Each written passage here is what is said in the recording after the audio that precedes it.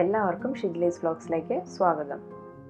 ഇന്നത്തെ നമ്മുടെ റെസിപ്പി എന്ന് പറയുന്നത് ബേക്കറിയിൽ നിന്നൊക്കെ വാങ്ങുന്ന പോലത്തെ നല്ല സോഫ്റ്റ് ആയിട്ടുള്ള ക്രീം ബണ്ണാണ്. ആകെ കുറച്ച് ഇൻഗ്രീഡിയൻസ് വെച്ചിട്ട് എളുപ്പത്തിൽ തന്നെ ഇത് തയ്യാറാക്കാനായിട്ട് പറ്റും. അപ്പോൾ നമുക്ക് നോക്കാം ഇതെങ്ങനെയാണ് തയ്യാറാക്കിയെടുക്കാമെന്ന്. അപ്പോൾ ഇതിലേക്ക് വേണ്ടിയിട്ട് ആദ്യം മാവ് കുഴച്ചെടുക്കാനായിട്ടുള്ള ഈസ്റ്റ് ഒന്ന് ഫെർമെൻറ്റ് ചെയ്യാനായിട്ട് വെക്കണം. നമ്മളിവിടെ പാലിലാണ് ഈസ്റ്റ് ഫെർമെൻറ്റ് ചെയ്യാനായിട്ട് എടുക്കുന്നത്. ഞാനിവിടെ 3/4 കപ്പ് പാലാണ് എടുത്തിരിക്കുന്നത്. ഇളം ചൂടുള്ള പാൽ വേണം ഇതിലേക്ക് എടുക്കാനായിട്ട്. എങ്കിൽ മാത്രമേ ഈസ്റ്റ് നന്നായിട്ട് ഫെർമെൻ്റ് ആയിട്ട് വരത്തുള്ളൂ. ഒരുപാട് ചൂട് കൂടി പോകാനായിട്ട് പാടില്ല. ഇളം ചൂടുള്ള പാൽ ഒരു 3/4 കപ്പാണ് എടുത്തിരിക്കുന്നത്. അത് ഒരു പാത്രത്തിലേക്ക് ഒഴിച്ചു കൊടുക്കുക. ഇനി ഇതിലേക്ക് 1 ടേബിൾ സ്പൂൺ പഞ്ചസാരയും 1 ടീസ്പൂൺ ഈസ്റ്റും കൂടെ ചേർത്തിട്ട് നന്നായിട്ട് മിക്സ് ചെയ്തിട്ട് ഒരു 10 മിനിറ്റ് നേരം നമുക്കൊന്ന് അടച്ചു വെക്കാം. അപ്പോൾ നന്നായിട്ട് ഈസ്റ്റ് പൊങ്ങി വരും. അതിനുശേഷം നമുക്ക് മാവ് കുഴച്ചിട്ടെടുക്കാം. ഇനി ഇതിലേക്കുള്ള മാവ് തയ്യാറാക്കാനായിട്ട് ഞാനിവിടെ 2 കപ്പ് മൈദയാണ് എടുത്തിരിക്കുന്നത്. 250 ml അളവിലുള്ള 2 കപ്പ് മൈദ. ഈ അളവ് വെച്ചിട്ട് നമുക്ക് 6 ഇടത്തരം വലിപ്പമുള്ള ബണ്ണ് തയ്യാറാക്കിയെടുക്കാനായിട്ട് പറ്റും. ചെറിയ ബണ്ണാണ് തയ്യാറാക്കുന്നതെങ്കിൽ ഒരു 7 എണ്ണം ഉണ്ടാക്കിയെടുക്കാനായിട്ട് പറ്റും.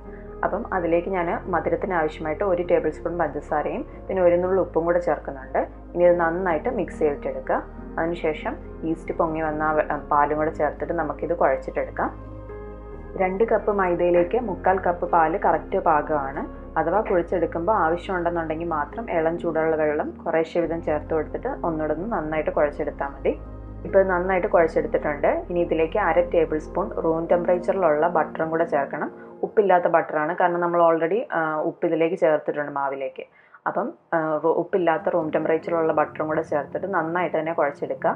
മാവ് നല്ല സോഫ്റ്റായി വരുന്നവരെ നമുക്ക് കുഴച്ചെടുക്കാം. ഒരു 10 മിനിറ്റെങ്കിലും കൈവച്ച് നന്നായിട്ട് തന്നെ കുഴച്ചിട്ടെടുക്കുക. ഇപ്പോൾ ഈ മാവ് നല്ല സോഫ്റ്റായി വന്നിട്ടുണ്ട്. ഇനി നമുക്കിത് അടച്ചു വെച്ചിട്ട് ഒരു 2-3 മണിക്കൂർ മാറ്റി വെക്കാം. അപ്പോഴേക്കും നല്ല പോലെ ഇത് പൊങ്ങി വരും. ഇപ്പോൾ ഉള്ളതിൻ്റെ ഡബിൾ സൈസായിട്ട് വരും മാവ്. അത്രയും നേരം നമുക്കിത് അടച്ചു വെക്കാം. ചൂടുള്ള സ്ഥലത്തൊക്കെ ആണെന്നുണ്ടെങ്കിൽ 2 മണിക്കൂർ കൊണ്ട് തന്നെ നല്ല പോലെ പൊങ്ങി വരും. അതല്ല തണുത്ത കാലാവസ്ഥയുള്ള സ്ഥലത്താണെന്നുണ്ടെങ്കിൽ ഒരു 3-4 മണിക്കൂർ എടുക്കും.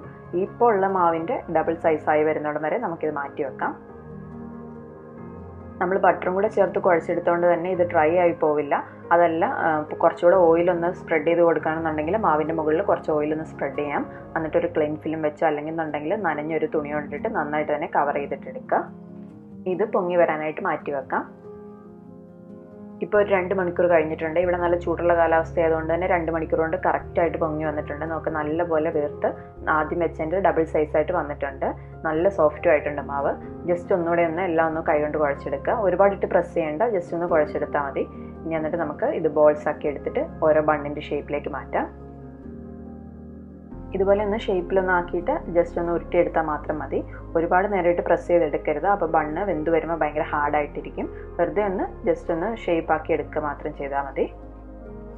ഇനി ബാക്കിയുള്ളത് ഇതുപോലെ തന്നെ ചെയ്തിട്ടെടുക്കുക. പിന്നെ ഈ ബോൾസ് റെഡിയാക്കി വെക്കുമ്പം വെക്കുന്ന പാത്രത്തിൽ ഒരല്പം ഓയിലൊന്ന് തടവി കൊടുക്കുക. ഇത് കവർ ചെയ്തിട്ട് ഒരു 10 മിനിറ്റും കൂടെ റെസ്റ്റ് ചെയ്യാനായിട്ട് വെക്കാം. അപ്പോൾ മാവ് കുറച്ചും കൂടെ സോഫ്റ്റായിട്ട് വീർത്ത് പൊങ്ങി വരും. ഇപ്പോൾ മാവ് ഒന്നുകൂടെ ഒന്ന് സോഫ്റ്റായിട്ട് വീർത്ത് വന്നിട്ടുണ്ട്. ഇനി നമുക്കിതെല്ലാം ഒന്ന് ഫ്രൈ ചെയ്തിട്ടെടുക്കാം. അതിനായിട്ടൊരു പാനിൽ ഓയിൽ ഒഴിച്ചിട്ട് ചൂടാക്കാം. ഞാനിവിടെ സൺഫ്ലവർ ഓയിലാണ് എടുത്തിരിക്കുന്നത്. ഒന്നെങ്കിൽ സൺഫ്ലവർ ഓയിൽ അല്ലെന്നുണ്ടെങ്കിൽ ഏതെങ്കിലും ഒരു ഫ്രൈയിങ് ഓയിൽ നമുക്ക് യൂസ് ചെയ്യാം. എന്നിട്ട് തീ ഏറ്റവും ലോ ഫ്ലെയിമിൽ തന്നെ വെക്കാനായിട്ട് പ്രത്യേകം ശ്രദ്ധിക്കണം. തീ കൂട്ടി വെച്ചിട്ടുണ്ടെങ്കിൽ നമ്മൾ ബണ്ണ് ആദ്യം ഇടുമ്പോൾ തന്നെ അതിൻ്റെ പുറം ഭാഗം അങ്ങ് മൊരിഞ്ഞ് വരികയും ചെയ്യും, ഉള്ളിലിട്ട് വേഗത്തുമില്ല. അപ്പോൾ നമ്മൾ കടയിൽ നിന്നൊക്കെ വാങ്ങുന്ന സാധാരണ ബണ്ണില്ലേ, അതുപോലെ തന്നെ നല്ല സോഫ്റ്റായിട്ടുള്ള നല്ല സോഫ്റ്റായിട്ടിരിക്കാൻ വേണ്ടിയിട്ടാണ് തീ ഏറ്റവും ലോ ഫ്ലെയിമിൽ ഇടാനായിട്ട് പറയുന്നത്. എപ്പോഴും തീ ലോ ഫ്ലെയിമിൽ മാത്രം ഇട്ടിട്ട് ഈ ബണ്ണ് റെഡിയാക്കി എടുക്കാൻ പാടുള്ളൂ. ഓയിൽ ചെറുതായിട്ട് ചൂടായി തുടങ്ങുമ്പോൾ നമുക്ക് ഓരോന്ന് വീതം ഇട്ടിട്ട് നമുക്കിത് ഫ്രൈ ചെയ്തിട്ടെടുക്കാം. സാധാരണ പോലെ തിരിച്ച് മറിച്ചിട്ടിട്ട് നന്നായിട്ട് ഫ്രൈ ചെയ്തിട്ടെടുക്കുക. 2 സൈഡും ഒരു ലൈറ്റ് ബ്രൗൺ ഷെയ്ഡ് ആകുന്നത് വരെ ഫ്രൈ ചെയ്തിട്ടെടുക്കുക. തീ എപ്പോഴും ലോ ഫ്ലെയിമിൽ വെക്കാനായിട്ട് പ്രത്യേകം ശ്രദ്ധിക്കുക.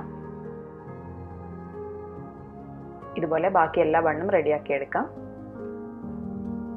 ഇപ്പോൾ എല്ലാ ബണ്ണും റെഡിയാക്കി എടുത്തിട്ടുണ്ട്. അത് തണുക്കാനായിട്ട് മാറ്റി വെച്ചിരിക്കുകയാണ്. നമുക്ക് ഈ നേരം കൊണ്ട് ഇതിലേക്ക് വേണ്ടിയിട്ടുള്ള ക്രീം ഫില്ലിംഗ് ഒന്ന് റെഡിയാക്കി എടുക്കാം. അതിനായിട്ട് ഞാനിവിടെ എടുത്തിരിക്കുന്നത് 1/2 കപ്പ് സോഫ്റ്റൻഡ് ആയിട്ടുള്ള ബട്ടറാണ്.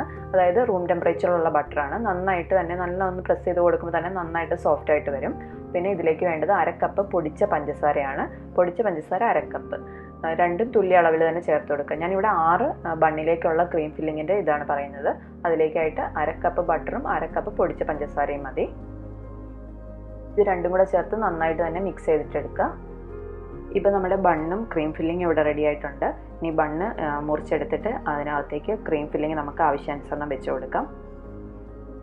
നമ്മുടെ സോഫ്റ്റ് ആയിട്ടുള്ള ബണ്ണാണ്. നമ്മൾ കടയിൽ നിന്നൊക്കെ വാങ്ങിക്കുന്ന സാധാരണ ബണ്ണില്ല, അതുപോലെ തന്നെയാണ്, നല്ല സോഫ്റ്റ് ആണ്. പിന്നെ മധുരം ഒന്നും വലിയ താല്പര്യം ഇല്ലാന്നുണ്ടെങ്കിൽ ഇതുപോലെ തന്നെ നമുക്ക് ചായയോടൊപ്പം കഴിക്കാവുന്നതാണ്.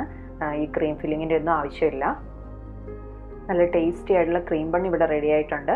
ബണ്ണ് നല്ല സോഫ്റ്റ് ആണ്. അപ്പം നിങ്ങളെല്ലാവരും ഇത് ട്രൈ ചെയ്ത് നോക്കണേ. എന്നിട്ട് നിങ്ങളുടെ അഭിപ്രായങ്ങളൊക്കെ പറയാനായിട്ട് മറക്കരുത്.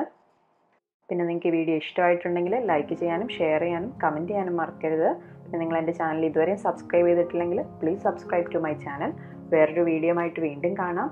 അതുവരേക്കും ബൈ ബൈ.